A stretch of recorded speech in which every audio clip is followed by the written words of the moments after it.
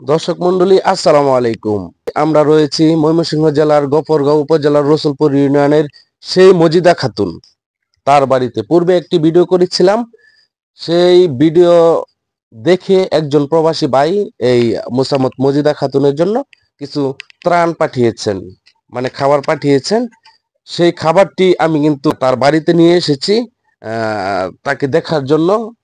প্রবাসী ভাই সে নাম বলতে নিষেধ করেছেন, সেই জন্য নামটি বললাম না। জানেন যে সামান্য হাদিয়া কিংবা সহায়তা তখনই মূল্যবান হয় যখন আল্লাহ তাআলা তা কবুল করেন।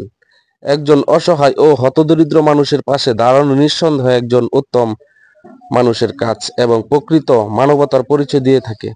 একজন প্রবাসী ভাই মহানুবাদ পরিচয় দিয়ে কিছু খাবারের ব্যবস্থা করেছেন মোসাম্মদ মজিদা খাতুনকে। তাই আমরা এখানে নিয়ে এসেছি। আপনাদেরকে যদি একটু দেখানোর চেষ্টা করি তার ঘরটি, তাহলে ভাই একটু আসেন, একটু দেখানোর চেষ্টা করি তার ঘরের যে পরিস্থিতি এখন। মানে ভিতরের যে পরিস্থিতি আপনাদেরকে দেখানোর চেষ্টা করছি, সেই ক্ষেত্রে বাহিরের যে অবস্থাটা একটু দেখানোর চেষ্টা করি যে এই হচ্ছে তার হাল।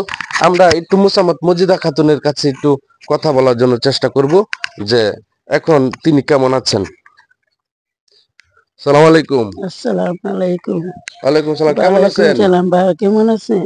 জি ভালো আছি। জি ভালো আছি। আপনার জন্য কিছু খাবার পাঠাইছে এক প্রবাসী ভাই, ওনার জন্য আপনার কিছু বলার আছে? আমার জন্য পাঠাইছুন, আমি অন্যের জন্য দোয়া করি। আপনি আমার জন্য পাঠাইছুন, অন্যের জন্য আমি দোয়া করি। মোসাম্মদ মজিদা খাতুন প্রবাসী ভাইয়ের জন্য দোয়া করবেন এবং কি তার সুস্থতা ও মঙ্গল কামনা করছেন এরকমটাই। কারণ তিনি একটু অসুস্থ মানুষ, সেই জন্য বেশি একটা কথা বলতে পারছেন না এবং কি আগের কালের মানুষ একটু কথা কমই বলতে পারেন, সেটা আপনারা জানেন।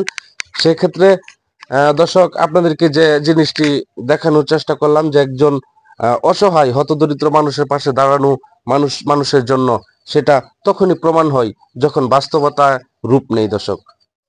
তাই আপনারা সকলেই এই চ্যানেলটি ফলো দিয়ে পাশে থাকবেন এবং এই ভিডিওটি অবশ্যই আপনারা শেয়ার দিবেন।